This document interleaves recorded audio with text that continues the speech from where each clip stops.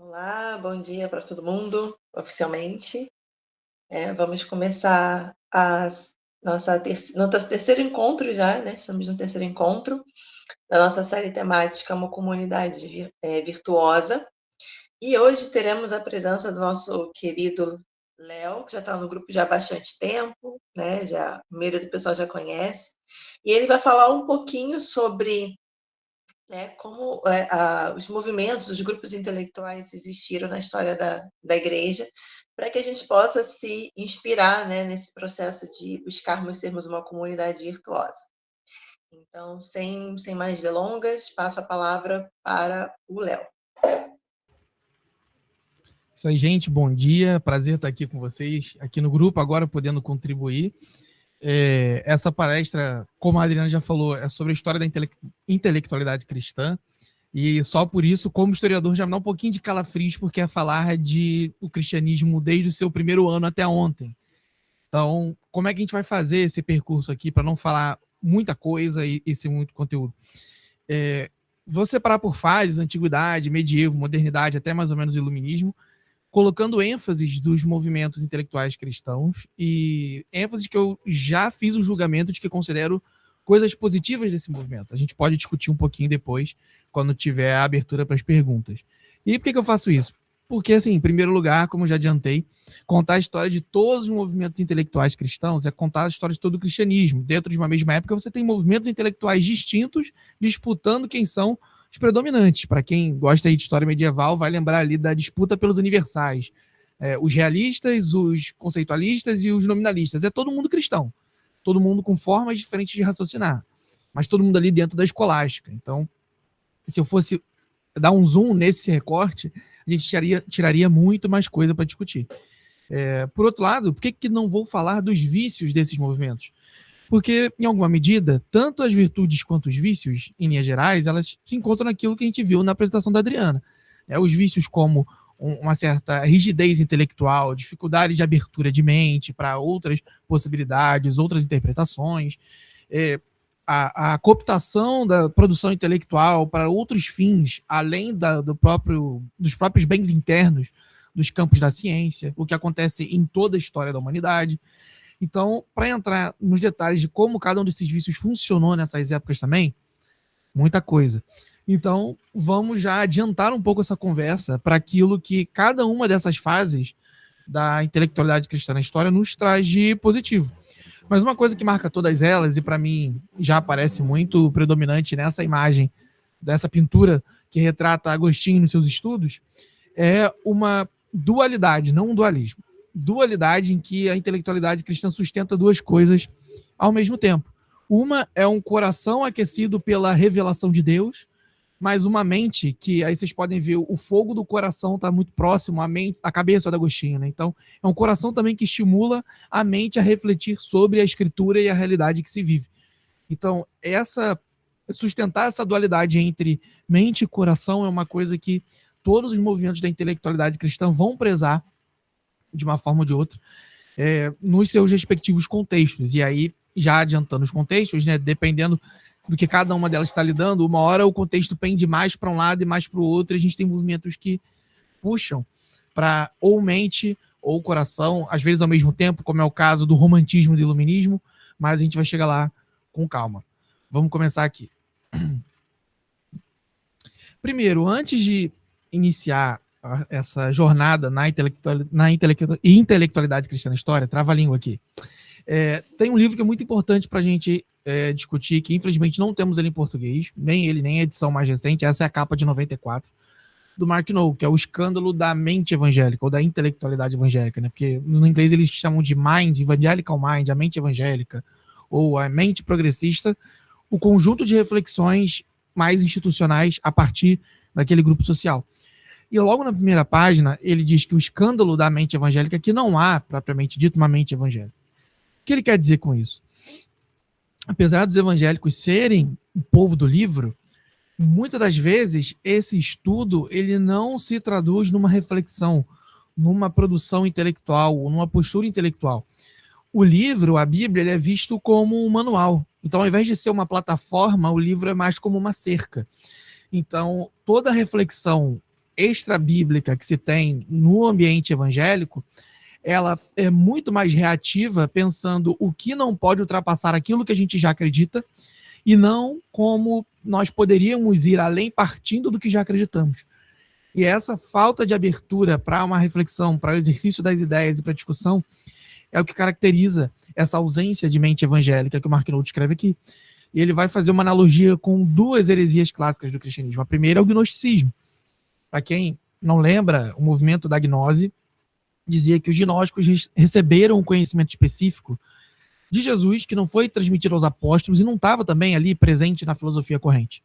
E o Knowles vai, então, identificar na história do movimento evangélico que existe essa postura de que os evangélicos possuem um conhecimento distinto que não dialoga com os outros conhecimentos existentes, ou formas de conhecer que estão para além da revelação. Então, se eu tenho a revelação, só a revelação me basta, e não a revelação como fundamento para o qual, ou a partir do qual eu olho para todo o resto da existência. E uma outra heresia que ele vai conectar ao movimento evangélico é o docetismo. O docetismo é aquela heresia que afirmava que Jesus não era plenamente ser humano, ele tinha a aparência de humano. Sendo assim, o sofrimento de Cristo na cruz não foi exatamente sofrimento real, foi algo que apareceu ou aparentou ser humano para que Cristo pudesse comunicar-lhe sua mensagem. Cristo era essencialmente espírito. Esse docetismo faz com que, na analogia do Mark Knowles, os evangélicos tenham a tendência de negar a realidade concreta. O que ele quer dizer com isso? De que nós somos cristãos em comunidades concretas, né? Somos aqui de comunidades independentes, eu sou presbiteriano, temos aqui batistas, então a nossa crença ela se dá numa comunidade concreta, a gente vive num espaço concreto, Brasil, Rio de Janeiro, Niterói e Redondezas. A gente fala um idioma, a gente tem uma história, e a gente não pode refletir sobre a Bíblia negligenciando que nós fazemos isso nesse espaço. Isso é negar a nossa dimensão encarnada da realidade. Assim como o docetismo negou a dimensão encarnada da vida de Jesus aqui na Terra. Só olhou para o lado espiritual.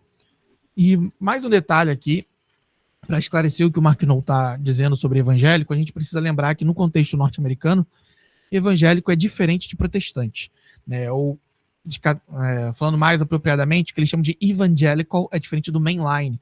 Protestante, mainline, são as linhas principais, como o próprio nome diz, mainline, das denominações protestantes que vêm da época da colonização. Então, são as igrejas mães, por assim dizer. Os evangélicos ou evangelicais são um grupo que tenta romper com o fundamentalismo, isso já é do século XIX, porque o fundamentalismo é um movimento que, para responder ao modernismo teológico, que era um movimento que entendia que a ciência moderna tinha ferramentas para nos ajudar a purificar a Bíblia das suas mitologias, das suas contradições e enxergarmos a partir da ciência a mensagem bíblica verdadeira, essencial.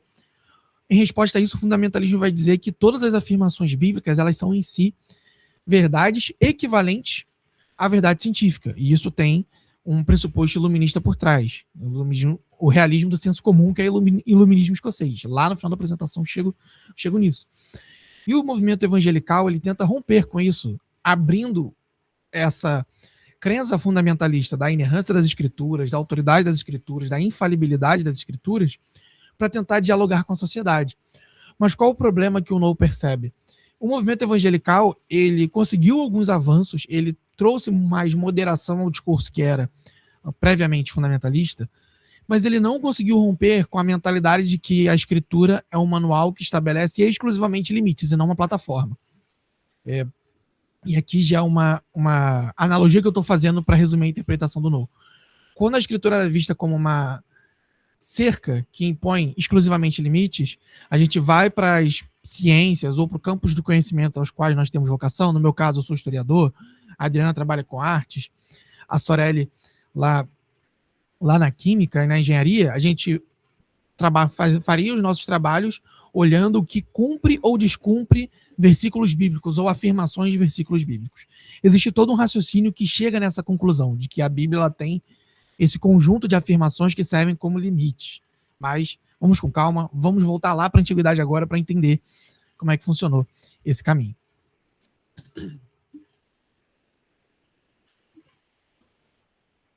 O primeiro desses movimentos é a paideia cristã. Paideia não é um termo originado dentro da igreja, é um termo comum ali da filosofia clássica, que são os estudos introdutórios.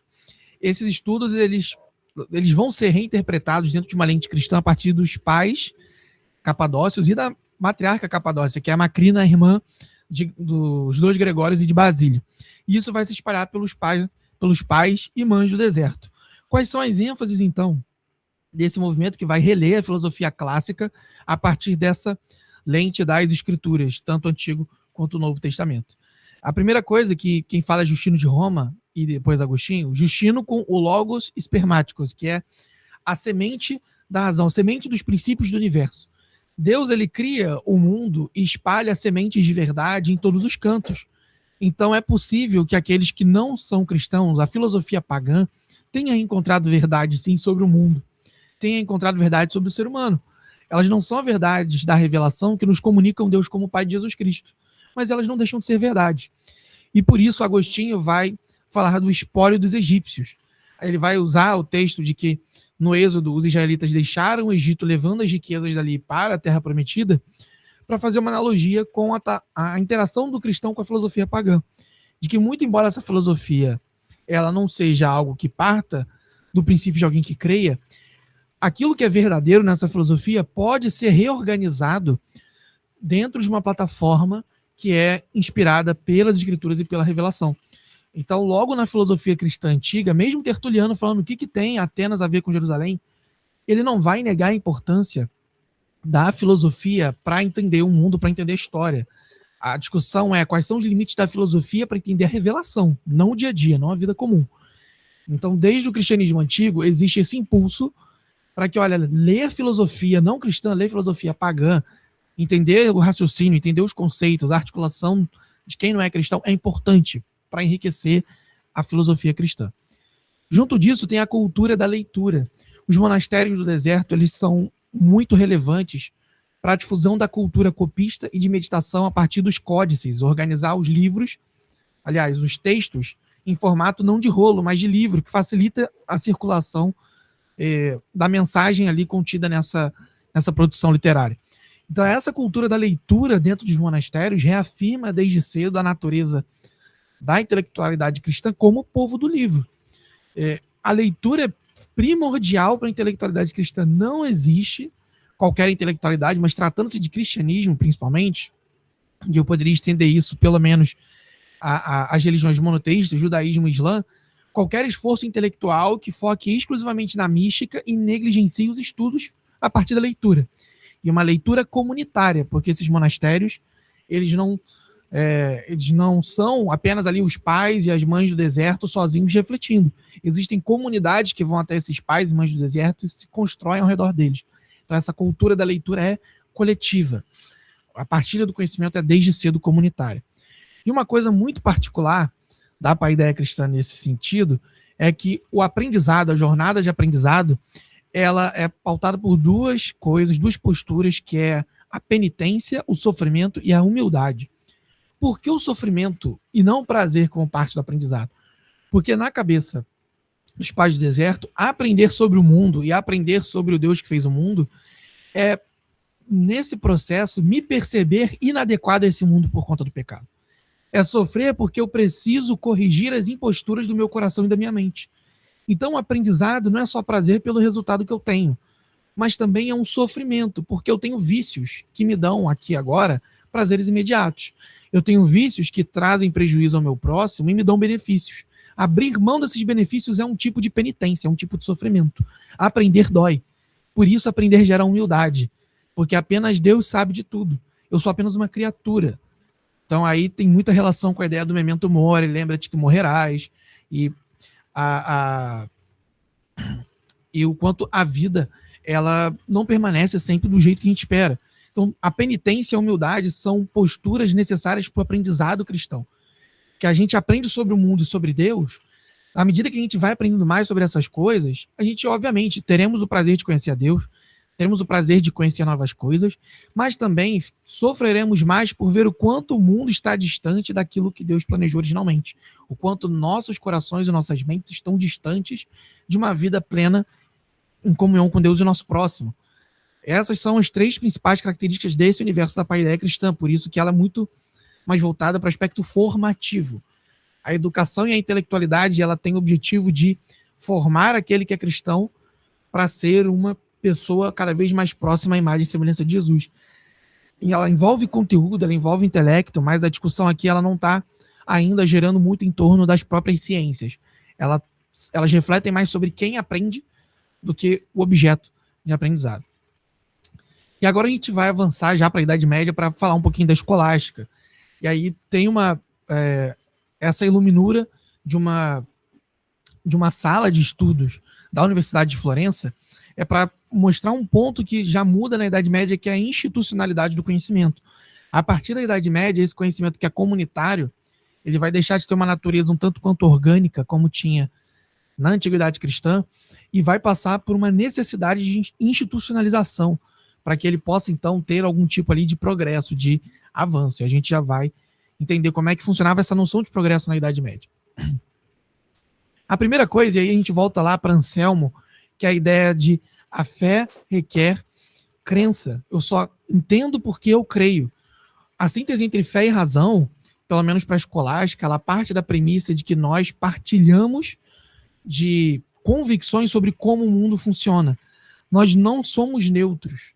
Nós temos essas convicções, e porque nós temos essas convicções, por exemplo, de que o mundo é real, de que ao meditar sobre o mundo eu extraio verdades, eu posso, então, portanto, estudar. Eu posso chegar a conclusões. Se tudo é ilusão, se tudo é imagem, se não existe substância fora de mim, eu não consigo chegar a conclusão alguma. Então, a fé requer de mim o entendimento dessa fé, e para que eu tenha entendimento das coisas, eu parto de premissas, eu parto de crenças que eu tenho. E para avançar, para ter um progresso nessas premissas, a jornada curricular ela tem graduações. Então, o trivium, o quadrivium, os ensinos ali inferiores e superiores, eles têm esse entendimento de que para que a minha fé amadureça em entendimento, eu parto de convicções básicas para alcançar convicções superiores. Então, aqui o progresso não é um progresso da ciência enquanto instituição. Para quem já leu o Peter Harrison, Os Territórios da Ciência e da Religião, já está mais acostumado com esse raciocínio. Aqui o progresso é do conhecimento que eu, indivíduo, tenho. É das minhas virtudes. Quanto mais virtuoso eu me torno nessa jornada. E aí, nessa jornada também, embora as ciências já tenham suas divisões, tem a gramática, a retórica, a música, direito, teologia, enfim, essa premissa de que existe verdade lá fora é uma busca pela unidade do conhecimento. Por isso, a escolástica ela vai enfatizar muito a lógica, especialmente a lógica de Aristóteles, até porque era a epistemologia padrão da época. Mas o foco aqui, que é muito interessante da escolástica, e contrasta às vezes, especialmente para quem é da área das humanas, é de que às vezes a gente tem a noção de que o conhecimento ele é fragmentado. Mas a escolástica e a universidade, na sua origem, ela nasce da busca por essa unidade do conhecimento. Como que eu concilio todas essas áreas? Porque elas em si mesmo têm as suas verdades, têm as suas especificidades, mas elas vivem no mesmo, elas coexistem no mesmo universo, elas coexistem na mesma realidade. Então tem algo que as une. E para eu descobrir isso, eu preciso fazer parte de uma comunidade, uma instituição que busca pela produção do conhecimento. E daí que surgem as universidades. É pela necessidade de conjugar esse universo de saberes e indivíduos dotados de conhecimento em cada uma dessas áreas do saber, juntando todo mundo e criando uma instituição que preserve esse saber. Então, essa jornada curricular, ela leva ao progresso do indivíduo. Seja nas virtudes, seja no conhecimento do mundo e de Deus. Então, uma grande ênfase aqui da escolástica, que dentro da intelectualidade cristã muda o jogo, é que o conhecimento ele sai de uma produção mais orgânica, voltada ali em torno das comunidades do deserto, e passa a ser mais programática. Ela faz parte de uma instituição. Esse conhecimento precisa ser preservado e passado adiante. E a próxima fase da história, ela vai lidar então com a forma desse conhecimento. E aí a gente vai para o humanismo. O humanismo, eu costumo brincar assim, quando a gente vai ler sobre como o humanismo ele é retratado, especialmente aqui, já que estamos falando de uma maioria cristã e evangélica, por conta da imagem que o humanismo secular criou ali depois da Primeira Guerra em diante, muitos apologetas olham para o humanismo secular e tentam estender suas raízes até o humanismo da Renascença. O que não é verídico. Esse humanismo secular, ele já em si mesmo é uma reinterpretação anacrônica do humanismo da Renascença. Porque o humanismo da Renascença, seja ele na sua vertente hermética, neoplatônica ou cristã, ele tem a mística como a sua base, o encontro com a verdade, com o uno, com o transcendente. A diferença é o meio do caminho pelo qual esses humanismos vão buscar isso, seja pela filosofia cristã e pela teologia, seja pela questão mágica do hermetismo, da cabala, entre outros movimentos ali da alquimia, ou então da filosofia neoplatônica. Mas o que eles vão compartilhar em comum, o humanismo, é que existe uma necessidade de um currículo adaptado para que nós entendamos a forma do mundo e a forma adequada de conhecer. E como esse currículo ele é construído? Uma coisa muito importante para a reforma protestante e para o humanismo católico também é o retorno às fontes. Esse movimento do ad fontes, ele resgata a importância da história.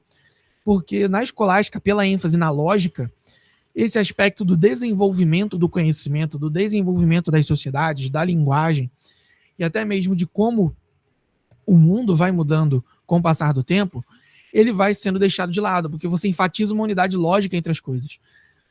O humanismo, como ele nasce da migração de eruditos gregos lá do Império Otomano, quando o Império Otomano conquista Constantinopla e eles vão para o Ocidente e trazem ali fontes da filosofia grega e romana que não eram traduzidas para o latim ou tinham se perdido, você tem essa renovação do interesse pelo passado.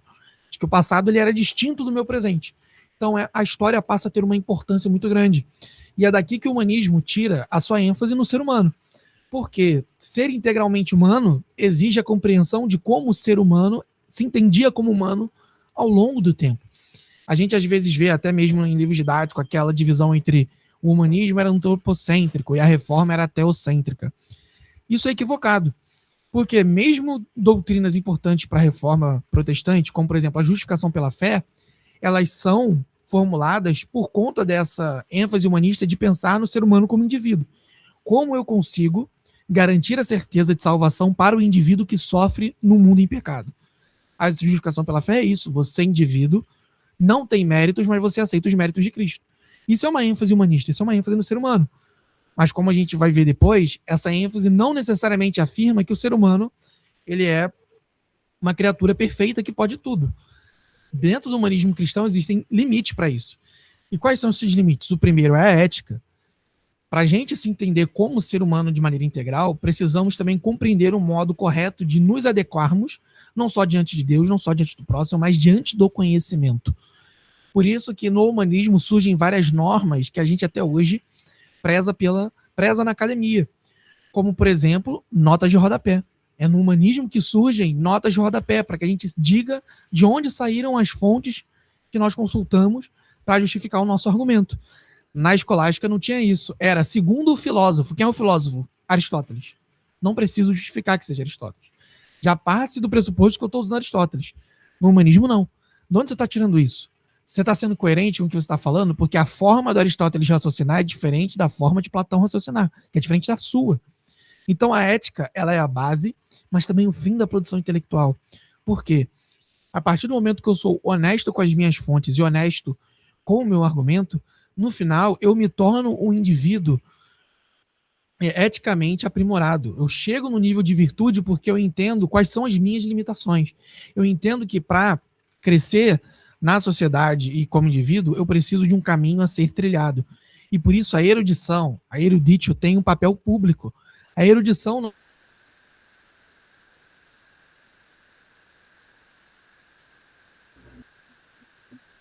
Ficou sem som para mim.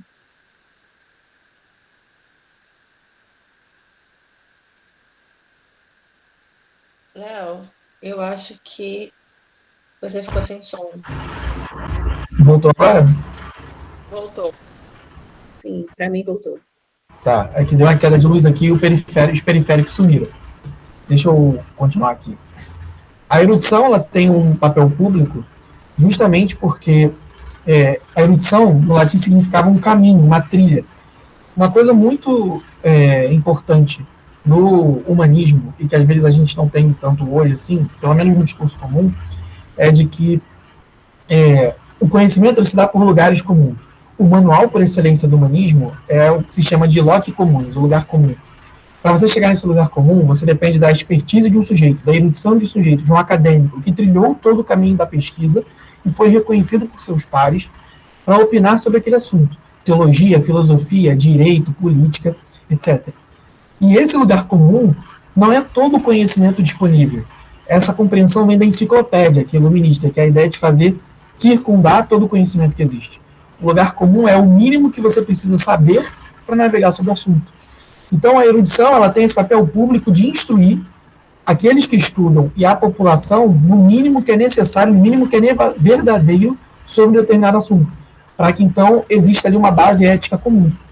E quais são os limites, então, a esse aprendizado? É a vaidade, de que, por exemplo, pensa lá em Eclesiastes, que tudo é vaidade. Refletir sobre o que significa ser humano também implica reflexão sobre a morte. O humanismo, especialmente o humanismo cristão, e particularmente o humanismo cristão de linha reformada, vai refletir bastante sobre os limites da razão, sobre os limites da reflexão baseada no estudo e nas capacidades humanas naturais. Eles não vão dizer que essas competências naturais, que a razão natural são mecanismos ilegítimos de produção de conhecimento. Eles vão dizer que elas têm limitações, de que diante do conhecimento de Deus, nós ainda estamos muito distantes. E o estudo, a erudição, é uma forma de aprimorar a nossa razão para perceber mais as centelhas da verdade divina no mundo criado. Mas a gente não vai perceber tudo, a gente não vai conhecer tudo. Deixa eu acertar aqui meu fone, porque eu não estou me ouvindo agora.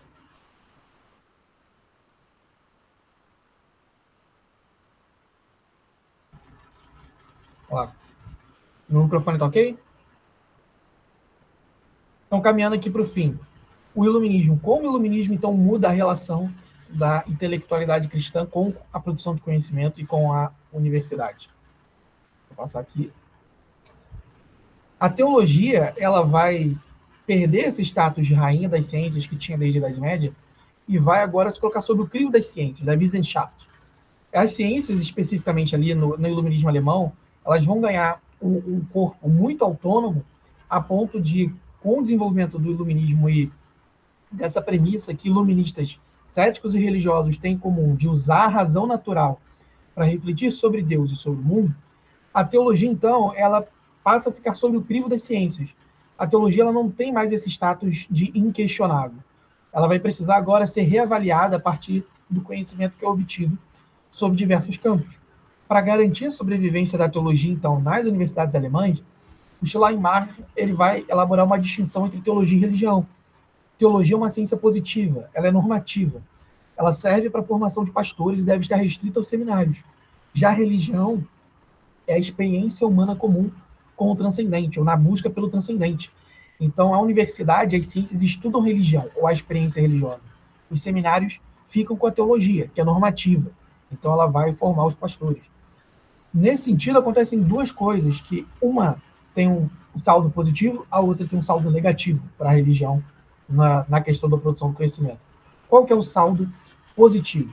O saldo positivo é de que agora todo o conhecimento religioso que é produzido, ele passa pela necessidade de estar sob o crivo das outras ciências. Então, a fé ela precisa ser muito bem informada. Eu não posso fazer uma afirmação de fé dogmática, doutrinária, que seja historicamente imprecisa, que seja imprecisa em relação às ciências naturais, que seja imprecisa em relação à política. Então, essas coisas precisam estar em conversa. Mas qual que é o problema disso? Ao distanciar a teologia da religião, a formação dos líderes religiosos ela fica distante dos centros acadêmicos, que são as universidades. Então, essa formação religiosa ela vai passar a ser muito mais apologética, no sentido de preservar os limites da crença já estabelecida dentro dos grupos religiosos, seja aí a ortodoxia protestante reformada, luterana ou católica, ao invés de se confrontar esse conhecimento com aquilo que as novas ciências estão descobrindo e tentar estabelecer algum diálogo ali. Porém, tem um terceiro ponto também que é importante nessa virada iluminista, que é o discurso de tolerância religiosa, ou contra o ódio religioso que surge nas universidades alemãs. Porque até então, as universidades, elas muito ligadas ao projeto de nação e as nações tendo suas igrejas ali confessionais estabelecidas. Então, por exemplo, na Holanda, um país, uma região predominantemente reformada, as universidades vão priorizar os estudos de teologia reformada. Na Alemanha, as cidades-estados germânicas vão priorizar o estudo do luteranismo. E com o iluminismo, você abre margens para o confronto interreligioso, para esse diálogo interreligioso. Porque o que há de comum entre todos eles é o uso da razão natural. E aí cresce a teologia natural, pelo menos a teologia natural clássica, que ela tem diversos vícios, que, para quem está aqui no grupo acompanhando há muito tempo, tem a discussão lá do Alistair McGrath, a gente fez um fórum sobre isso ano passado. E a teologia natural, ela tem muitos desses vícios pela sua premissa, que é: será que nós, seres humanos, conseguimos estabelecer um conhecimento sobre Deus, sobre a relação de Deus com o mundo e as sociedades, que não passe pela revelação, que seja exclusivamente baseado em leis naturais, ou usando a razão natural como mecanismo para isso? Daí surgem várias coisas, como, por exemplo, aquele argumento do relojoeiro, do William Paley, de que Deus criou o mundo como um grande mecanismo, esse mecanismo funciona porque as leis são coerentes entre si, e porque esse mundo funciona como esse grande mecanismo, então eu entendo que ele foi criado por alguém superior a esse mundo. Mas o jeito das coisas terem sido criadas, tudo foi feito pronto e funciona de maneira coerente entre si. Mas isso leva a outros problemas, como, por exemplo, o deísmo. Se o mundo funciona com leis naturais coerentes, para que eu preciso da intervenção divina? Onde está Deus nesse mundo? Mas quais são os pontos positivos da teologia natural, então? É perceber que existe uma esfera legítima de reflexão a partir da razão natural sobre Deus e sobre a relação de Deus com o mundo e com as sociedades humanas, que não faça um apelo direto à revelação. Por que isso é relativamente legítimo? Porque as escrituras não dão conta de todo conhecimento. Porque as escrituras, elas não falam de tudo. Na confessionalidade protestante, se você for olhar, seja luterano, seja reformado, ou aqueles que vêm no sentido pós-reformado ali, batistas congregacionais, e puritanos em geral, você percebe que a suficiência das escrituras está ligada ao conhecimento de Deus como Pai de Jesus Cristo e do caminho para conhecer Jesus Cristo como Salvador. As escrituras, elas não são suficientes para você entender matemática. As escrituras, elas não são suficientes para você entender república. As escrituras não são suficientes para você entender a história natural. Elas podem falar coisas que são verdades sobre a criação do mundo, como um mundo que vem da palavra de Deus. Elas podem falar coisas verdadeiras sobre como os vícios, como a violência humana oriunda do pecado afeta as sociedades na política. Mas elas não vão te dar um manual sobre como funciona uma boa república. E essa esfera de reflexão é a partir da razão natural, porque não faz um apelo direto à escritura. E esse tipo de legado, ele é exclusivamente humanista, ou pelo menos sedimentado pelo humanismo, já que essa reflexão começa ali na Idade Média. Então, caminhando por fim, o que fica para nós? Na nossa última conferência da BC2, a gente falou muito sobre conhecer, adorar e servir. Então, olhando para essa história, como que a gente passa a tirar daí incentivos, mecanismos para aprimorar nossa relação com fé e ciência? O que fica para nós é o seguinte, pelo menos 6 pontos. O primeiro é de que o humanismo, essa ênfase na percepção do ser humano em uma realidade concreta, o humanismo encarnacional, nos ajuda a superar dualismos entre fé e razão, entre ciência e religião. Porque ao mesmo tempo que nós somos seres que possuem crenças, nós somos sujeitos cognoscentes. Nós buscamos conhecimento. Tudo isso faz parte da mesma realidade. Tudo isso faz parte do que é ser humano e do ser humano que Deus criou. Então, compreender de que nós habitamos essas realidades com essas dualidades, mas que uma não se confronta com a outra, mas elas fazem parte em conjunto, ajuda nesse diálogo entre ciência e religião. O segundo ponto é a restauração do papel formativo da educação contra a sua mercantilização. Um dos problemas da educação básica até a educação superior no mundo de hoje é que ainda somos pautados por uma ética muito mercantil. Não sem motivo, porque no nosso mundo de hoje, para a ciência poder prevalecer e continuar existindo, para a nossa tarefa profissional, vocação continuar existindo, ela precisa ser sustentável. Isso precisa ser sustentável a nível financeiro. Mas a mercantilização faz com que esse papel formador da educação, de que não é só capacitar tecnicamente o sujeito, mas de formação humanista mesmo, formação da humanidade do sujeito, ele se perca. E aí a gente cai no problema que o Lewis critica na abolição do homem, que é ou criamos sujeitos muito relativistas que não conseguem produzir conhecimento de maneira a trazer estabilidade, ou criamos sujeitos que são muito certos de áreas tão específicas do conhecimento que eles sacrificam toda a realidade para que aquele conhecimento ali se torne absoluto em comparação a todos os outros. E aí abrimos mão de sermos seres humanos completos, ou seja, seres humanos que vivenciam e tangenciam todas as esferas da realidade, habitam nelas e procuram entendê-las em conjunto. Para fazer isso, a gente precisa trazer de volta um conceito reformado, muito importante, que é a graça comum. E a graça comum, dentro de uma coerência ali teológica, que ela não seja só um argumento ad hoc, um argumento por necessidade. Do tipo, por exemplo, eu uso Kant para minha argumentação filosófica porque, pela graça comum, ele concorda com princípios bíblicos. Isso é você usar um Deus das lacunas das humanidades. É você abrir mão da sua necessidade de justificar e trazer objetivos ao seu argumento. Nas ciências humanas, e aí é uma coisa muito importante do humanismo, a forma de argumentação importa. Os humanistas cristãos prezavam por isso. Então, por que você está trazendo um filósofo X ou Y para a sua argumentação? Por que você está aplicando uma metodologia? E aí a graça comum nos leva a ter o exercício da hospitalidade hermenêutica. Como ninguém domina todas as ciências, como ninguém tem a mesma experiência da mesma realidade, ainda que vivamos a mesma realidade, somos homens e mulheres, somos mais velhos ou mais novos, temos classes sociais diferentes. Então, saber que Deus traz verdades em todos esses contextos, pela graça comum, deveria nos levar a um exercício de hospitalidade hermenêutica. E isso leva àquela virtude intelectual da abertura de mente, da disposto a discutir, etc. Essa disposição para a discussão deve nos levar a um diálogo interconfessional, uma coisa que é muito importante no iluminismo para que certos elementos das ciências humanas pudessem trazer novas reflexões sobre política e sociedade, é que a razão natural como ponte permitiu que protestantes e católicos pudessem dialogar, superando as rupturas confessionais e as disputas que tinham desde a época da Reforma.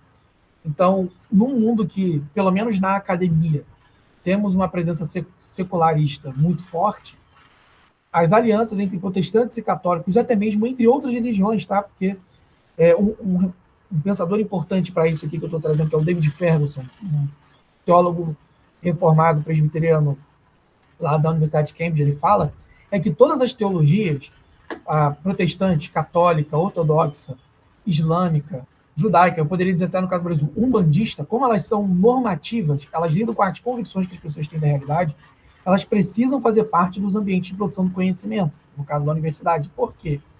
Por dois motivos.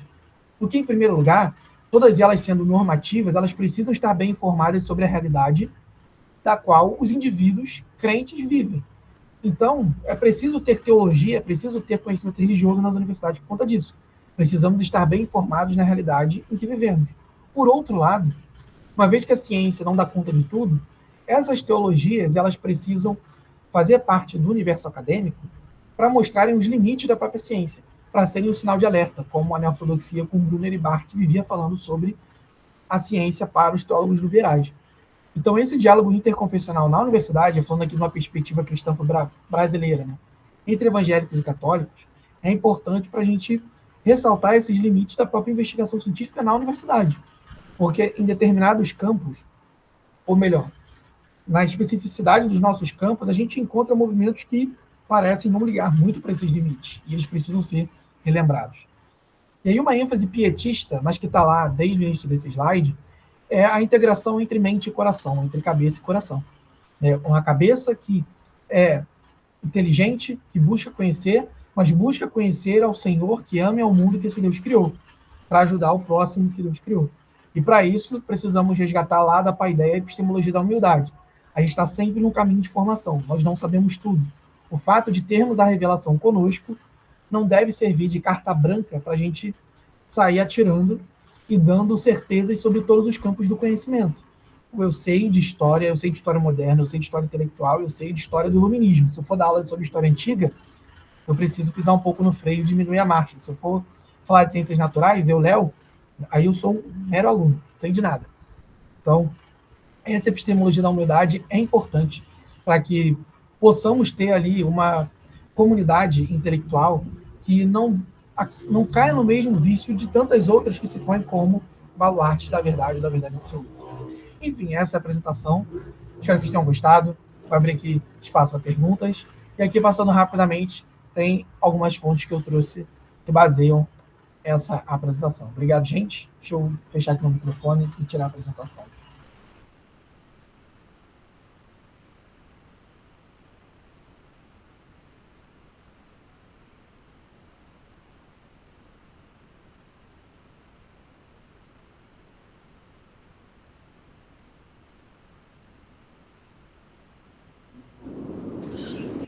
Gente, desculpa, eu posso falar rapidinho? Aproveitar um minuto só? Só um instante, Paulo, deixa ela parar a gravação. Vai parar, Adriana?